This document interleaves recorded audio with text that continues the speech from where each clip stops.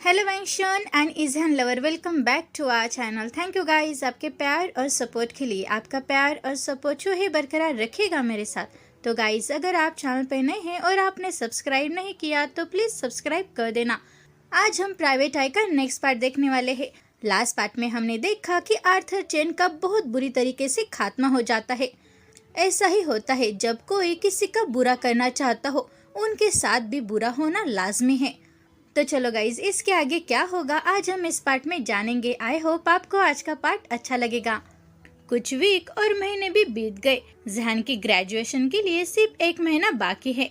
ईबो और जहान के रिलेशन के बारे में अभी तक मिस्टर शाओ को कुछ भी नहीं पता। जहान अपने कॉलेज में बहुत बिजी है क्योंकि उसके ग्रेजुएशन के लिए सिर्फ 1 महीना बाकी है, और साथ ही मिस्टर शाओ शुइंग बिजनेस टूर और मीटिंग में बिजी है क्योंकि शाओ कंपनी बहुत ग्रो हो गई है और उसकी ब्रांचेस भी अलग अलग कंट्री में है, और इसी वजह से मिस्टर शाओ को डिफरेंट कंट्री में ट्रैवल करना पड़ता है। बेबी, हम तुम्हारे पापा को अपने रिलेशन के बारे में कब बताएंगे? ईबो के फ्लैट में उनकी इंटीमेट एक्टिविटी होने के बाद ईबो ने पूछा। ईबो, मेरे ग्रेजुएशन होने के बाद हम उन्हें बता देंगे, बस कुछ और वीक बाकी है। मुझे भी सही टाइम नहीं मिल रहा है क्योंकि मेरे पिताजी बिजनेस टूर में जाने में और मीटिंग में बिजी है, और मैं भी ग्रेजुएशन में काफी बिजी हूँ। जहान ने ईबो के गर्दन पर हाथ फेरते हुए उससे जवाब दिया। ईबो ने जहान के माथे पर किस किया। मैंने भी अभी तक मेरे पिताजी को नहीं बताया क्योंकि मैं आपके पिताजी को पहले बताने का इंतजार कर रहा हूँ, या शायद हम उन्हें एक साथ बता सकते हैं। तुम क्या सोचते हो जहान? ईबो ने कहा, और उसने जहान का चेहरा पकड़ लिया और उसे घूरने लगा। ईबो, सही टाइम आने पर हम उन्हें एक साथ बता सकते हैं। जहान ने ईबो के लिप्स पर किस करते हुए कहा। जहान बेबी, मैं तुमसे बहुत प्यार करता हूँ, ईबो ने फुसफुसाते हुए कहा। ईबो, मुझे भी तुमसे बहुत प्यार है, जहान ने कहा। फिर ईबो ने जहान का चेहरा पकड़ लिया और उसे किस करने लगा। फिर दोनों के बीच में इंटीमेट एक्टिविटी का एक और राउंड शुरू हो गया। अगले दिन कॉलेज में शुआ चेंग ने जहान की कलाई पकड़ ली और उसे कॉलेज के पीछे खींच लिया। उसके इस हरकत से उनके दोस्त सदमे में चले गए। जहान, कल रात तुम कहाँ सोए थे? क्या तुम ईबो के फ्लैट में थे? मैंने तुम्हें बहुत कॉल किया लेकिन तुमने एक का भी रिप्लाई नहीं किया, इसीलिए मैंने तुम्हारे घर कॉल करने की कोशिश की और तुम्हारी नैनी ने सोचा कि तुम मेरे अपार्टमेंट में सो रहे हो। जहान, कि तुम पागल हो गए हो? जहान, आपको क्या लगता है कि आपके पिताजी को क्या लगेगा जब उन्हें ईबो के साथ आपके रिलेशन के बारे में पता चलेगा? तुम उन्हें कब बताने वाले हो? क्या तुम इंतजार कर रहे हो कि कब तुम्हारे पापा उससे छुपाते हुए तुम्हें पकड़ लेंगे? ऐसा हो गया तो आप बर्बाद हो जाएंगे। जहान, जरा सोचो, तुम अपने पिताजी को जानते हो। शुआ चेंग ने उस पर गुस्सा करते हुए कहा। सॉरी शुआ चेंग, जहान ने अपना सिर नीचे करते हुए कहा। तुम किस बात के लिए सॉरी कह रहे हो? इससे पहले कि अंकल को इसके बारे में पता चले, बस सही काम करो और उन्हें सब कुछ बता दो। अगर ऐसा नहीं हुआ तो मैं भी तुम्हारी हेल्प नहीं कर सकता, शुआ चेंग ने कहा। फिर उसने उस जगह को छोड़ दिया। जहान भी नहीं जानता कि उसके पिताजी को कैसे बताना है क्योंकि उसके पिताजी आउट ऑफ कंट्री है। जहान हमेशा ईबो के साथ रहता है और मिस्टर शाओ शुइंग को ये नहीं पता कि जहान ईबो के साथ रहता है, और जहान ने शुआ चेंग से हेल्प करने के लिए कहा कि अगर कोई उसकी तलाश करे तो बस उन्हें बताए कि वो उसके साथ है। जहान और ईबो एक फ्लैट में एक न्यू मैरिड कपल की तरह रहते हैं और वे दोनों बालकनी में एक दूसरे को घूरते हुए शराब की चुस्की ले रहे हैं। ईबो, क्या होगा अगर मेरे पिताजी ने हमारे रिलेशन को एक्सेप्ट नहीं किया तो हम क्या करेंगे? जहान ने ईबो से पूछा। जहान बेबी, हमें इसके लिए लड़ना होगा। हम उन्हें दिखाएंगे कि हम एक दूसरे से कितना प्यार करते हैं और हम दोनों उन्हें दिखाएंगे कि हम एक दूसरे के लिए परफेक्ट है। ईबो ने जहान की कमर पकड़ते हुए कहा। ईबो, इस आने वाले वीकेंड पर हमारे बैच में एक पार्टी होगी और मैं चाहता हूँ कि तुम मेरे साथ आओ। जहान ने कहा। बिल्कुल बेबी, मैं तुम्हारे साथ चलूंगा जहाँ भी तुम मुझे ले जाओगे, ईबो ने कहा।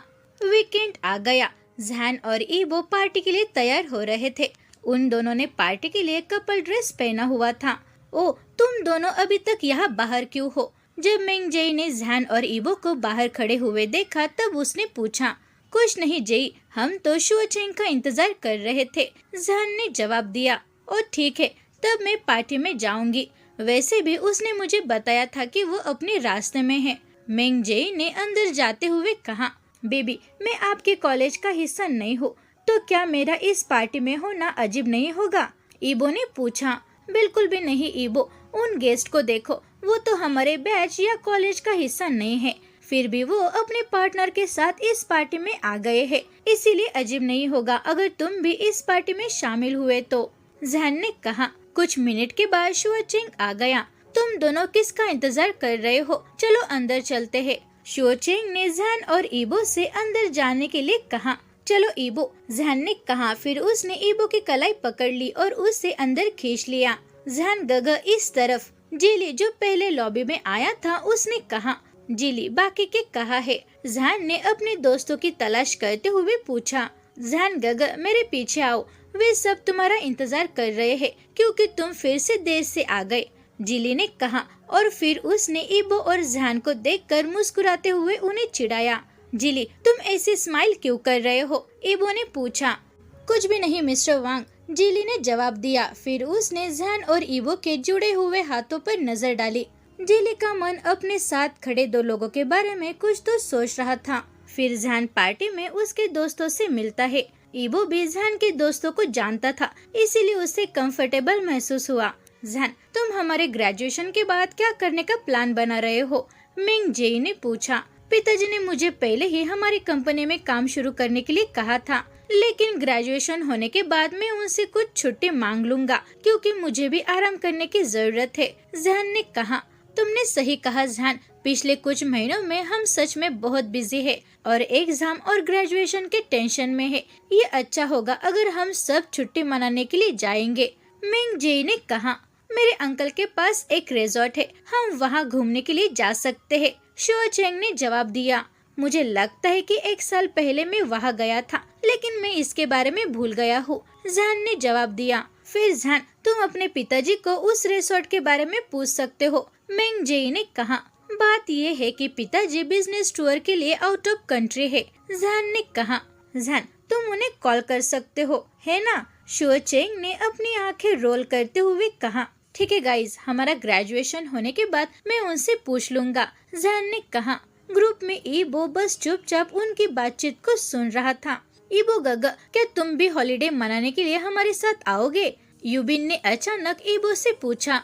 बेशक यूबिन, वो करेगा, वो पहले से ही जहान का बॉडीगार्ड है और वे दोनों अब अच्छे दोस्त है, मेंग जेई ने अपने भाई को जवाब दिया। फिर सभी फ्रेंड ने पार्टी में घूमने का फैसला किया। जहान ने ईबो से पूछा कि वो पार्टी में घूमने आएगा, लेकिन ईबो ने उसे मना कर दिया। नहीं जहान, मैं बस यही रहना चाहता हूँ, तुम जाओ और अपने दोस्तों से मिलो, ईबो ने जहान से कहा। ठीक है ईबो, बस तुम यहाँ रहो ताकि मैं तुम्हें आसानी से ढूंढ सकूं, जहान ने कहा।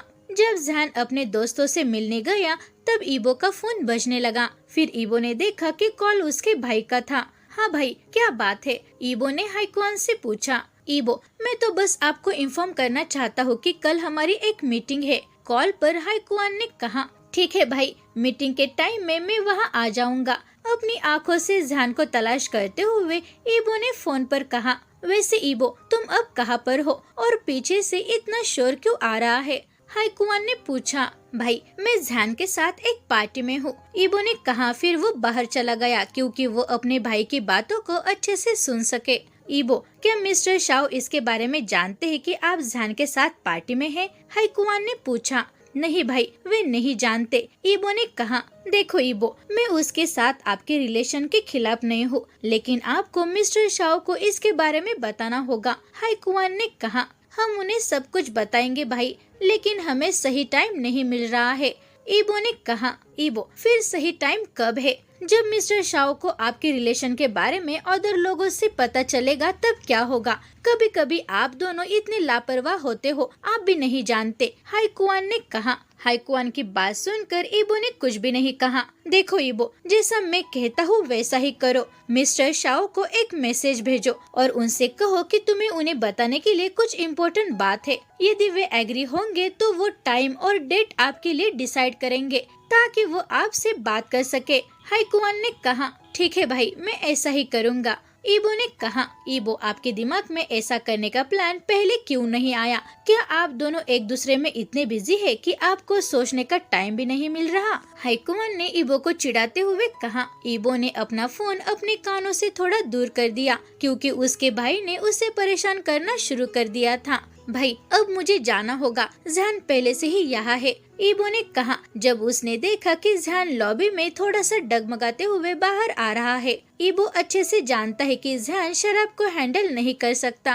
भले ही जहान शराब पीता है लेकिन शराब उससे जल्दी से चढ़ जाती है। ठीक है ईबो, अब पार्टी को एंजॉय करो, लेकिन कल मिस्टर शाओ के साथ एक मीटिंग तय करना मत भूलना, हाईकुआन ने कहा। ठीक है भाई, ईबो ने कहा। फिर उसने फोन को कट कर दिया। ईबो बेबी, आप किससे बात कर रहे हैं? जहान ने तुरंत ईबो को गले लगाते हुए पूछा। बेब, तुम थोड़े नशे में हो, मुझे लगता है कि हमें अब घर जाने की जरूरत है, ईबो ने कहा। ईबो, क्या तुम मुझसे नाराज हो? जहान ने शराब की नशे में पाउट करते हुए पूछा। नहीं बेबी, मैं तुम पर नाराज नहीं हो सकता, मैं तो तुमसे बहुत प्यार करता हूँ और मेरे लिए तुम पर पागल होने का कोई भी रीजन नहीं है। ईबो बात करना जारी रख पाता इससे पहले ही जहान ने अपने लिप्स ईबो के लिप्स से लॉक कर दिया। वे दोनों एक दूसरे को किस कर रहे थे। वे भूल गए थे कि वे अब बाहर है और मेकआउट सेशन के दौरान कोई उनकी तस्वीर भी खींच सकता है। तभी दूसरे एक कोने में खड़े एक पर्सन ने उन्हें देख लिया।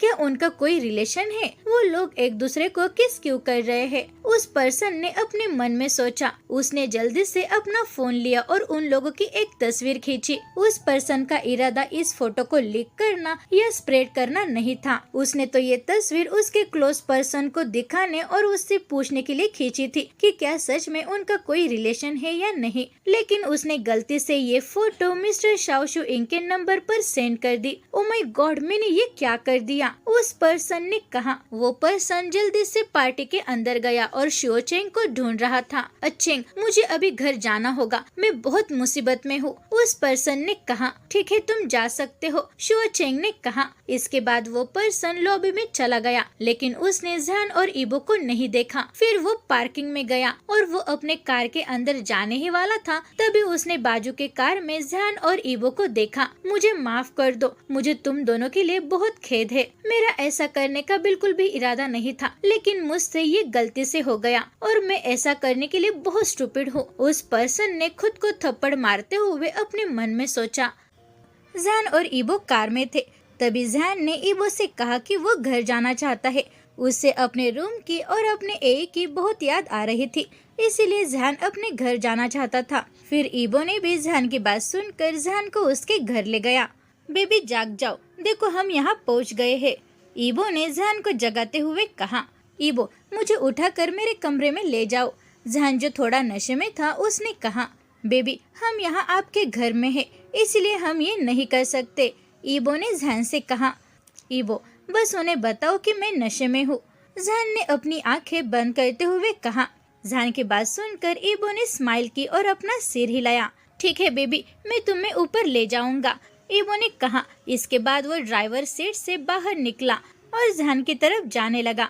फिर वो जहान को ब्राइडल स्टाइल में कैरी करते हुए घर के अंदर जाने लगा। ईबो, क्या जहान फिर से नशे में है? जब जहान की एई ने लिविंग रूम में ईबो को जहान को ब्राइडल स्टाइल में कैरी करते हुए देखा, तब उसने ईबो से पूछा। उसकी बात सुनकर ईबो ने अपना सिर हिलाया। मैं जहान को उसके कमरे में ले जाऊंगा, ईबो ने कहा। फिर नैनी भी ईबो का पीछा करने लगी। उसने तुरंत ईबो के लिए जहान के बेडरूम का दरवाजा ओपन किया। ईबो ने जहान को उसके बेड पर लेटा दिया और वो वहाँ से जाने ही वाला था, तभी जहान ने उसकी कलाई पकड़ ली। ईबो, प्लीज यहाँ रुको, जहान ने नशे की हालत में कहा। जहान की एई जहान को साफ करने के लिए कुछ सामान लेने के लिए वॉशरूम जा रही थी, लेकिन जहान की बातों को सुनकर उसने अपने कदमों को रोक दिया। बेबी, मैं चाहता हूँ कि तुम मेरे साथ यहाँ रुको, जहान ने कहा। जहान बहुत नशे में होने के कारण उसने एई को नोटिस नहीं किया और जहान जिस तरह से ईबो को बुला रहा था, उसकी बातों को सुनकर एई की आंखें चौड़ी हो गई।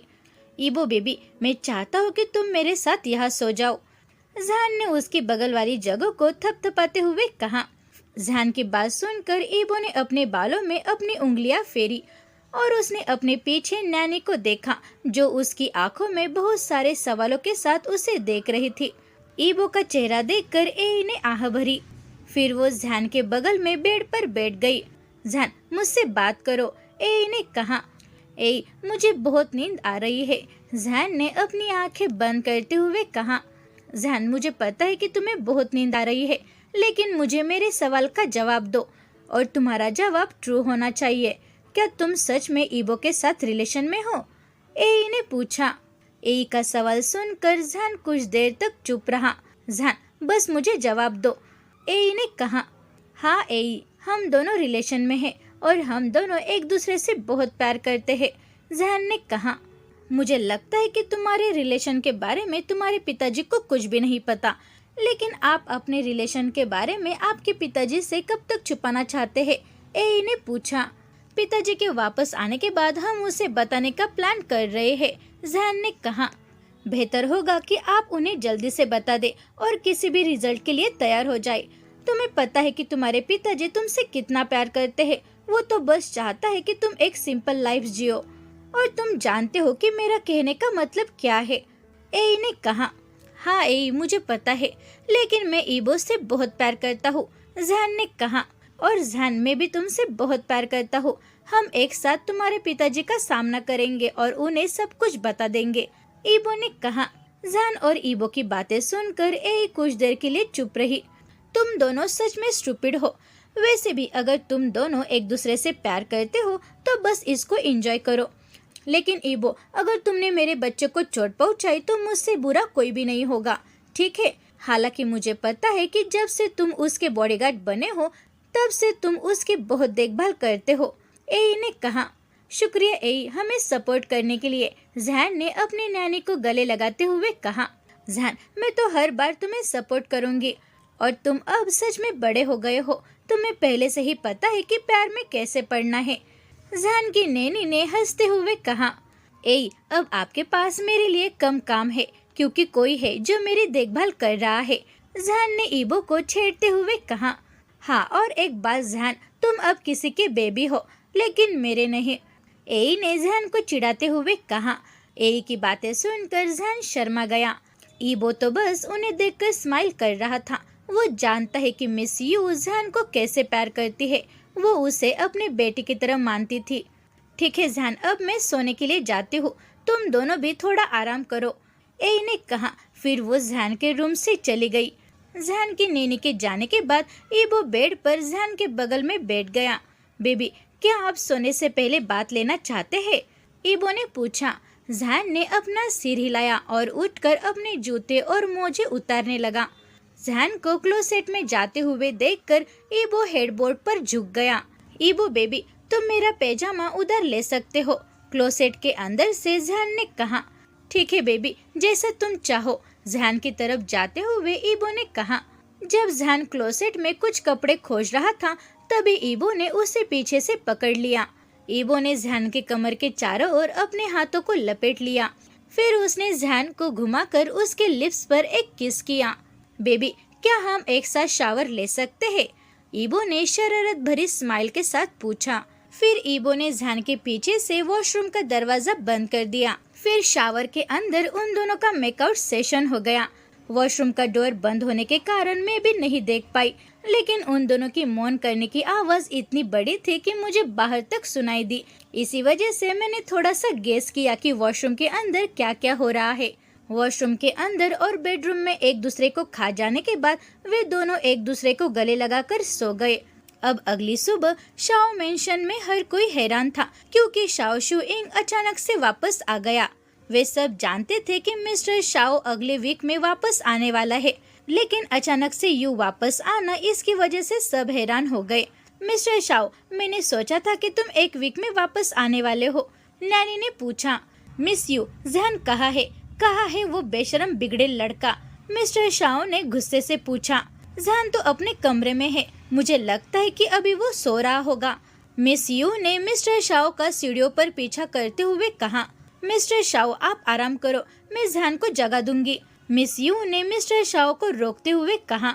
मिस यू, इसकी कोई जरूरत नहीं है, मैं जाकर जहन को जगा दूंगा, मिस्टर शाओ ने कहा। मिस्टर शाओ जानते हैं कि नैनी उससे कुछ तो छिपा रही है, लेकिन अब ये सब पूछने का सही टाइम नहीं है। फिर ना चाहते हुए भी नैनी ने मिस्टर शाओ को रास्ता दे दिया। आई एम सॉरी जहान, मैंने तुम्हें बचाने के लिए कुछ भी नहीं कर पाई, ए ने अपने मन में सोचा। फिर वो सीढ़ियों के बीच में रुकते हुए मिस्टर शाओ को देख रही थी, जो जहान के कमरे की ओर जा रहा था। जहान, ये तुम क्या कर रहे हो? मिस्टर शाओ शुइंग ने कहा, जब उसने अचानक दरवाजा खोला, लेकिन अपने बेटे के बेड पर जो देखा उसे देखकर उसकी आंखें चौड़ी हो गई। तुम दोनों ये क्या कर रहे हो? शाओ मेंशन के कोने कोने में मिस्टर शाओ की आवाज गूंज रही थी। पापा, मिस्टर शाओ। जहान और ईबो ने दरवाजे पर खड़े मिस्टर शाओ को देखा, तब उन्होंने एक साथ कहा। जहान और ईबो न्यूड थे और वे रोमांस कर रहे थे और ईबो जहान के ऊपर था। वे दोनों ऐसे सिचुएशन में थे, तभी मिस्टर शाओ ने अचानक दरवाजा ओपन किया और मिस्टर शाओ ने उन दोनों को ऐसी सिचुएशन में देखा। तुम दोनों अभी के अभी कपड़े पहनकर मेरे पीछे आओ, मिस्टर शाओ ने गुस्से से कहा। तो गाइज, अब मिस्टर शाओ ने जहान और ईबो को ऐसी सिचुएशन में पकड़ लिया है, तो मिस्टर शाओ, ईबो और जहान का क्या करेगा? तो गाइज, आपको क्या लगता है कि मिस्टर शाओ उन दोनों का क्या करेगा? तो गाइज, आपको आज का पार्ट कैसा लगा? Thank you very much guys video देखने के लिए। अगर आप चैनल पर नए हैं और आपने सब्सक्राइब नहीं किया तो प्लीज सब्सक्राइब कर देना, वीडियो को लाइक करो और शेयर करो और मुझे कमेंट में ये जरूर बताना कि आपको आज का पार्ट कैसा लगा। Thank you guys.